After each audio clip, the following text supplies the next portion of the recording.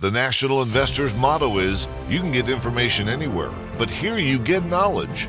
And for well over 40 years now, Chris Temple has imparted that knowledge, an unparalleled, understandable, and useful take on the big picture of the markets and of our world. He has been out in front of what you see on the news every day on many themes. More, Chris has taken this macro knowledge and his unique analytical abilities to uncover unique investment opportunities.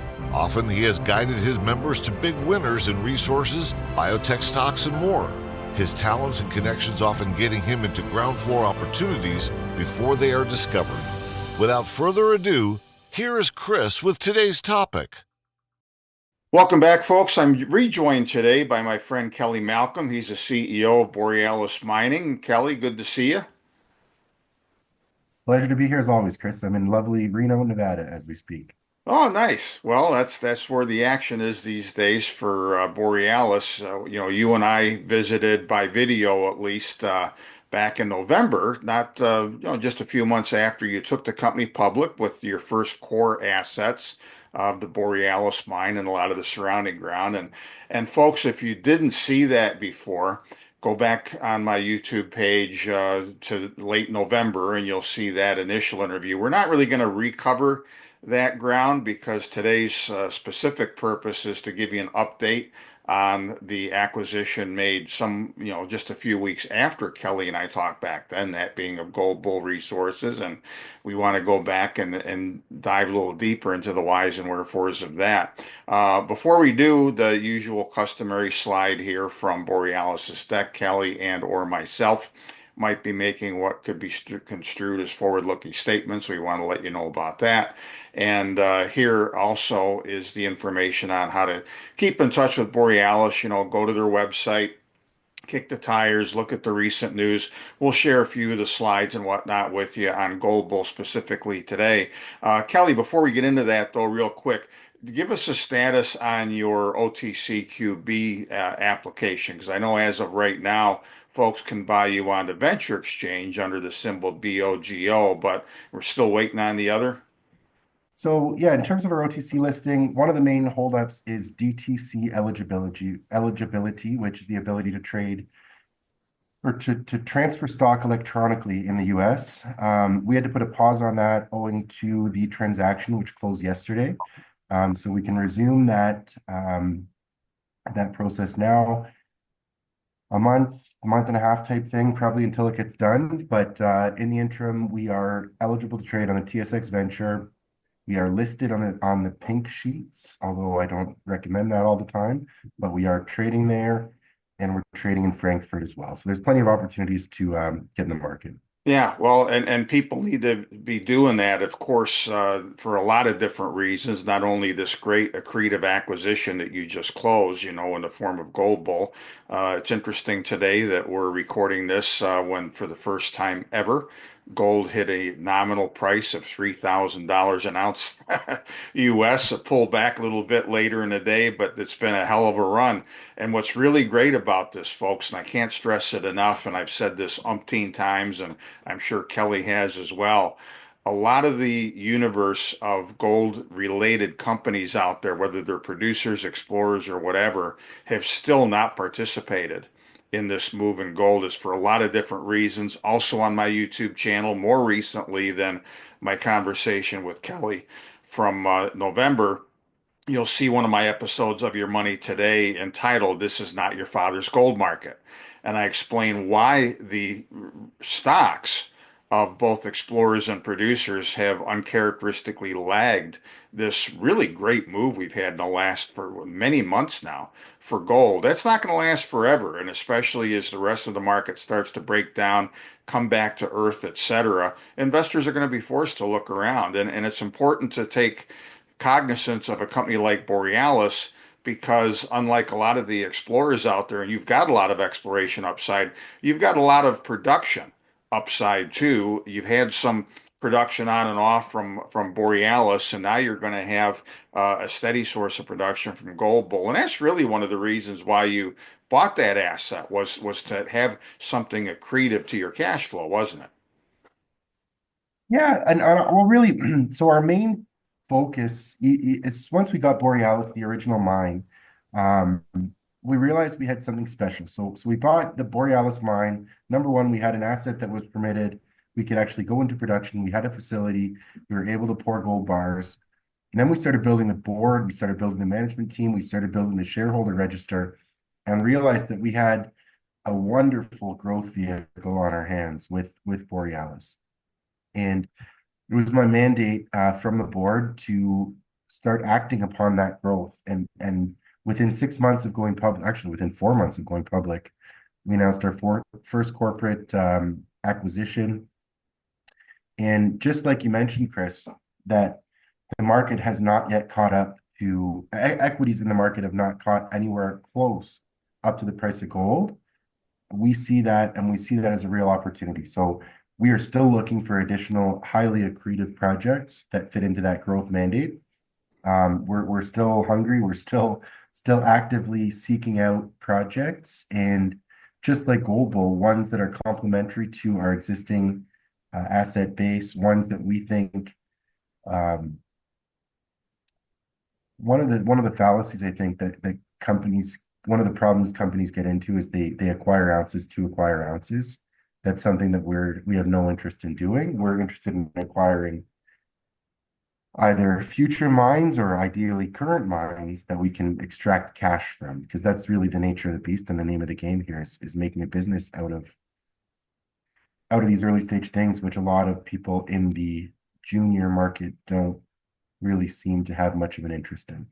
Well, and more than ever, and I stress this, and folks, if you've not watched it before, please do watch. This is still not your father's gold market, because I stress that to the extent that people are going to come back into this space at all, and they will, and it's trickled here and there. They want to see it's like show me the money. You know, Yeah. ounces in the ground sound great. They're sexy. Great drill intercepts are sexy, but show me the money.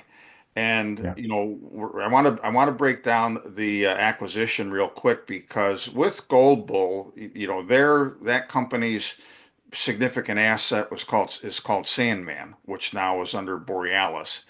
And I looked at the numbers, and I'll show a few of them here on the screen as you and I are talking, Kelly. But at $1,800 gold, the upfront financing for that thing is going to be paid back in a year and a third.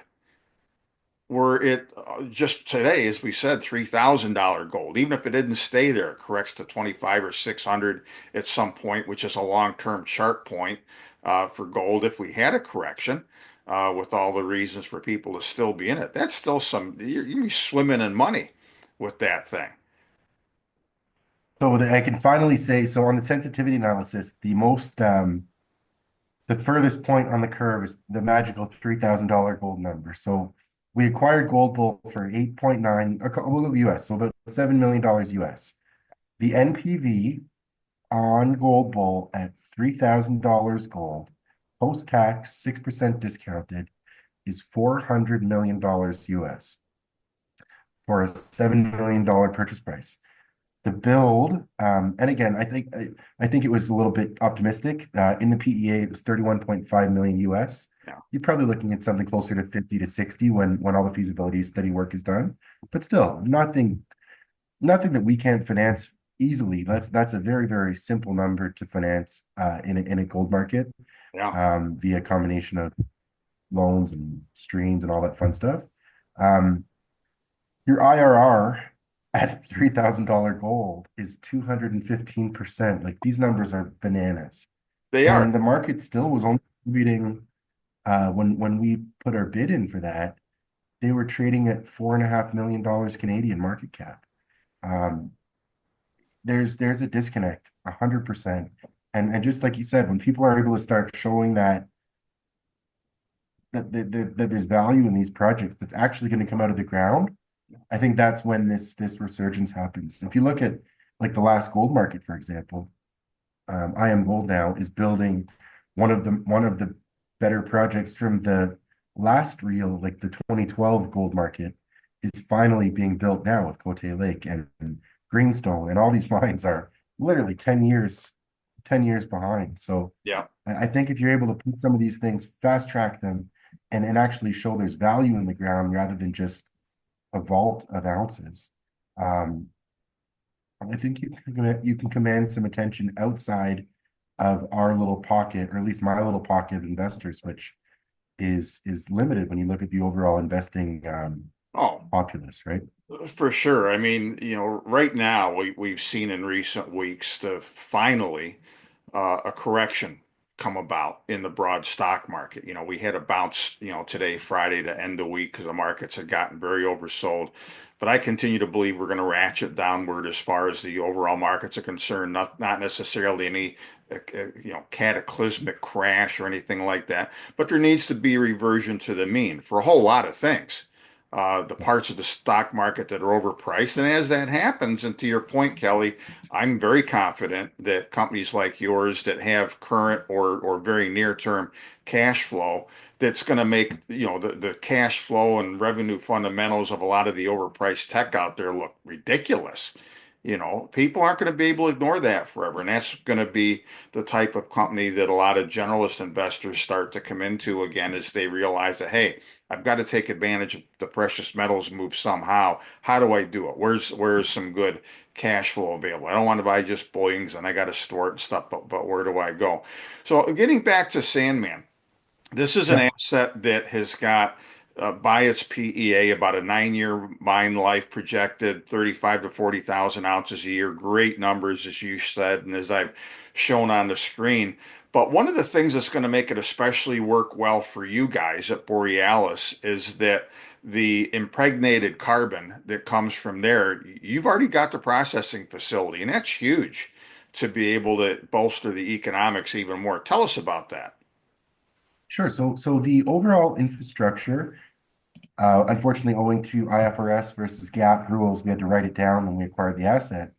There's about 65 million US in infrastructure on the Borealis site.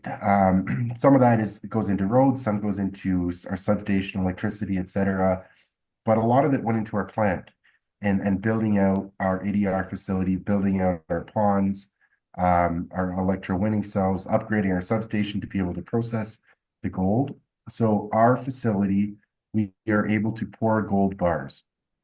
And when you look at a project like Sandman, which is measurably small, it's 500,000 ounces or 494,000 ounces.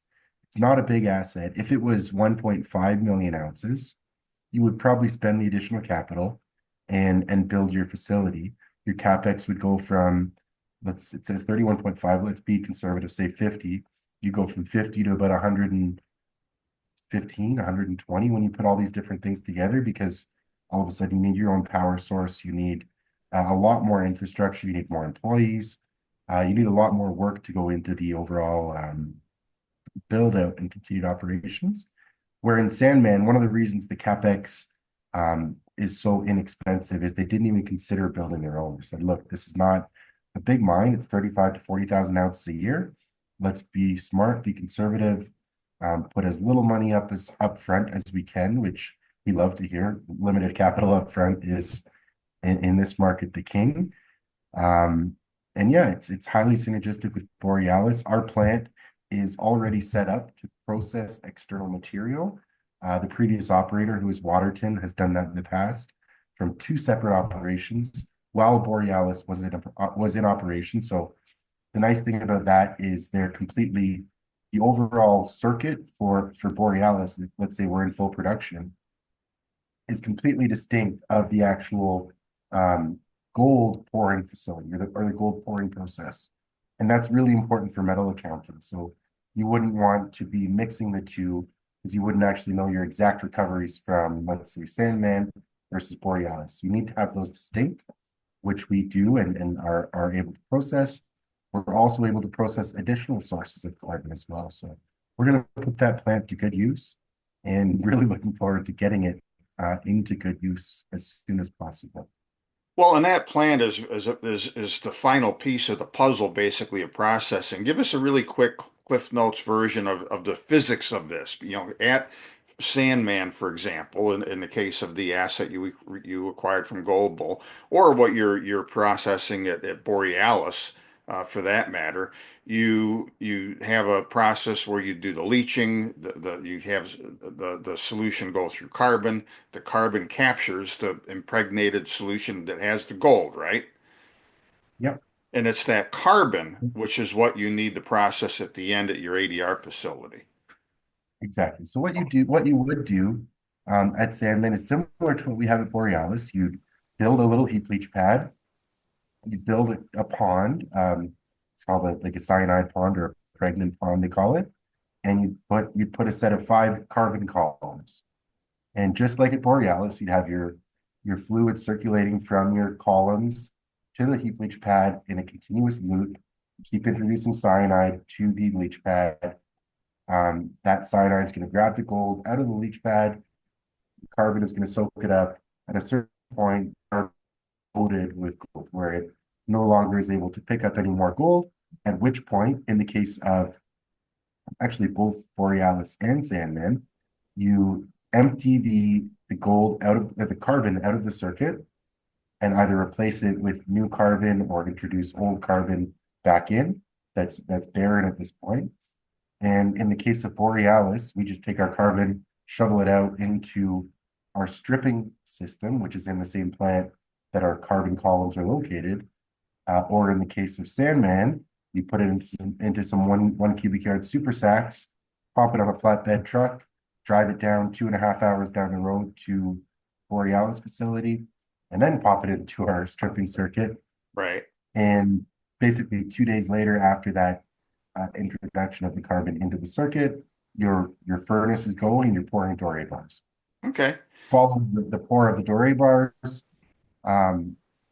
the gold is shipped to, in our case, we ship it to Asahi Refiners in Salt Lake City, who's one of the premier refiners in North America, and they pay us. It's I don't know what happens beyond Right. that point, but we get money and But you get paid. we get gold, exactly. Right. Okay. One of the So, things I'm really intrigued by too, and this is a side note, but might yeah. be interesting for your listeners too, Chris, is the gold market is such a mystery to me, and I'm really trying to understand it in earnest because there are a number of people that are not the actual refiner themselves that are looking to pay the exact same, if not better, prices for the same material that the refiner will pay, and the refiner is paying you spot. So there is a huge discrepancy, and I know this is commonly talked about, but I'm actually understanding in full practice that there is a massive discrepancy between spot price and selling price of gold. So for people buying physical, I don't know what the markup is, but it's got to be significant enough that people are willing to pay us a premium to get that material at or above spot. They must be flipping it for much higher. So that's just a weird little aside note. Well, I think they are, not to go too far down this side trail, but you're absolutely right, Kelly, because I remember before, the market got hot years ago, before central banks became net buyers, before China and Russia and India became such big net buyers also of gold. You pay maybe 3%, give or take, above the spot price if you were buying gold bullion from a typical dealer. I mean, that would be what you'd pay. You're paying a fair bit more than that in a lot of places right now because what's been interesting about this move in the gold price of the last couple of years or so, especially, is that even though, as we pointed out, the equities, gold equities, have been laggards, there's places can't keep physical gold on the shelf. I mean, Costco stores here in the US, this has been well covered. They started selling gold and silver and whatnot. They can't keep it in stock. Everybody's going buying it hand over fist. So you've got people out there that know that they want to buy physical, which is why I think we've got the dynamic you're talking about of other intermediaries popping up that want to see if they can, scalp a few a couple percent or whatever in the middle, turning it around Yeah. for finished product. But and that speaks, I think, also to how robust the long-term prospect is for gold. I mean, I'm going to be covering this more so in the coming weeks. But there's a lot of things even that the Trump administration is up to with all of this talk about auditing Fort Knox and some of the plans that they may have for gold that you ain't seen nothing yet. I think we can safely say. But anyway, that's a story for another day. let's Yeah. get back to Sandman. Now, you also have some exploration upside there as well, I think, for the long term, don't you? Yeah, so the names of the different assets always make me laugh. So there's four different deposits, and if you go, I don't know if you might have been there, Chris, to Winnemucca, Nevada, Oh, yeah. and there, so it's really a desert. There's sandy dunes all over the place. There's alluvial material. There's like those Philo goes west dust bunnies rolling around um, across the plains, and then you get the hills poking out of the sand dunes. And in the case of the four deposits, Sandman, one is called Silica Ridge, Mhm. North Hill, Able Knoll, and then Southeast Pediment. But these are all mounds that stick out of the ground. Under that cover, there's very, very, very little work that's been done. Um, there is ample opportunity to grow that resource dramatically. The resource base that was done, the resource base that the PEA was done on was in 2021. Um, and this is a super forward-looking statement, but I think that even the work that was done post 2021 puts that resource substantially larger than it is Sure. previously stated. But again, we'll see what the resource modeler comes up with. But internally, we certainly think that there's lots of room to grow, lots of room around the existing deposits, but certainly lots of exploration potential. And then the big prize there is there's a mine to the north. It's a famous mine in Nevada, although it's not huge. It's called the Sleeper Mine. Sleeper Mine was famous because it's better than 10 gram per ton, very, very uh, tight, small, discrete, simple vein system. There's a lot of deposits modeled around looking for a sleeper style system, but they're tiny, tiny, like a meter wide, 30, 40 gram per ton hits, Wow. just like a sheet of gold. And there's potential for sleeper style mineralization at Sandman, which our website is not updated yet, but hopefully by the time this video goes out, it'll all be updated and we'll have lots of information on the upside potential there. Okay. And then we'll add to that as well. That'd be interesting. And then to the east below Elko, you've got another prospect called Big Balds, and that's with a Ooh. D. This isn't the kid that It's a works hard with one the, to say. yeah, this is not the kid that works at Doge with Elon. This is Big Balds, Balds. That's another prospect. It's not an AC/DC song, no. It's Right. a big bulbs, and it's a really cool early play. It's right beside Kinross's Bald Mountain project, and good targets. I don't know if we drill it in the near term, but it's in good standing for a long time. Actually, the previous operating team at Gold Bowl, Regina, she's a wonderful, very smart geologist, along with Cherie, the CEO of Gold Bowl. They had actually applied for the BHP Explorer and got quite far. So there's some scientific merit behind the targets there and the rationale behind what they were looking for, which is a large intrusion related gold system. So something that we want to look at, but we've got lots of near term, I would argue, bigger value add targets in front of us with the near term mining assets, but certainly exciting and one that we have on the shelf and we hope to pull out relatively soon. Cool. Well, really quick as we wind down, Kelly, I know that you've got a game plan with the Borealis projects to be moving more so toward full-time production. You've been reprocessing old material and whatnot, selling gold every so often from Borealis. What's the timeline as best as you can tell with Sandman as far as getting the project financing and construction going? Conservatively, you're looking, so it's early still, Chris, but you're looking around 2027 or so. Okay. Um, it needs the feasibility study. So the economic study done was 2020, or sorry, it was 2023 PEA. So there's some advanced engineering work to do, some additional permitting work to do.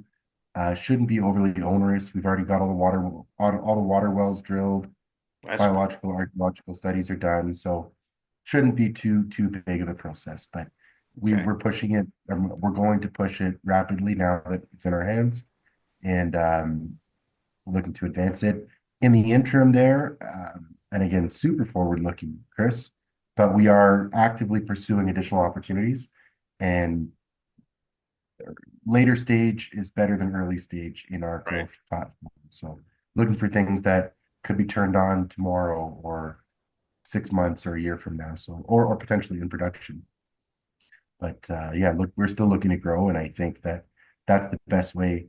Just like you're recommending investors to look at gold mining stocks, we are also looking at gold mining stocks because we Right. think they're undervalued as well. So Well, that's and part of there's, the yeah, mandate. there's a universe of smaller orphaned properties out there that, in some cases they were in one set or two sets of hands that just couldn't put all the pieces together, but they're good projects, or maybe they were waiting for a better gold price, whatever the case may be. I know there's a lot of stuff out there because I've talked with other companies and I've got other companies recommended that are taking advantage of the same thing that you are. So when you've got the right connections, you've got some money behind you, there's a lot of stuff out there that for people in the industry like you or somewhat myself that look at these things and look what the purchase price is out there. You say, "Oh my God, you're able to buy it for that with gold doing Yeah, what it's doing. You're going to be looking pretty good in a couple of years." So good stuff. Well, I'll be looking forward to that. right Anything on. And else? just also to cement that further, we just did our financing. We didn't talk about that, but we just raised $10 million, Right. uh, of which 2 million was Eric Sprott, 1 million was Rob McEwen, both now insiders of the company. So there's pretty smart people with some big bankrolls behind them that also share in that vision. Yes. Well, and again, for those of you that didn't do it before, go back and look at the video that Kelly and I did back in late November when we were talking about the core, well, now that's core Borealis assets, and about how Rob McEwen got involved in that in the first place. And you'll get an even greater appreciation for this because there's a reason why these smart people get involved in stories like this because they see the upside as well. And so Kelly, I'm looking forward to more such news down the road, and as the year goes on, more out of Borealis as you start getting it back into full-time production and getting down that road. Anything to offer on that front, but while we're still here before we sign off? Nothing formal. We are working Okay, to get things up and running in 2025. Having a board meeting next week to discuss that and sort of finalize the plans. But until cool. then, just say hope towards the second half of the year that we can Right. be in a steady state of production. Cool. All right, well, folks, once again, I encourage you to go to Borealis Mining's website, follow them on social media, kick the tires, keep up with both the company and yours truly. We'll have, of course, as we have all along, since we started coverage, we'll have updates as they come out on the company, etc. But this is sporadic present term and more consistent near term revenue possibility in the company. And again, with the gold price doing what it's doing, and I just added back another company that for a while was dormant, and all of a sudden it's like night and day when you look at what gold has done and taken the assets that were so before and turning them into just cash machines. And people aren't going to be able to ignore that forever. So, Kelly, congratulations on what you've accomplished to date. And I'll look forward to more to come, and I'll look forward to seeing you again in person once more in the not too distant future. Awesome. Thanks very much, Chris, and thanks for everyone. Thanks to everyone for listening. Take care. For much more of the National Investor's cutting-edge content and actionable investment opportunities, make sure to subscribe to Chris's free content at nationalinvestor.com. And don't forget to like this video and subscribe to this channel too. Thanks for tuning in, and we'll see you next time.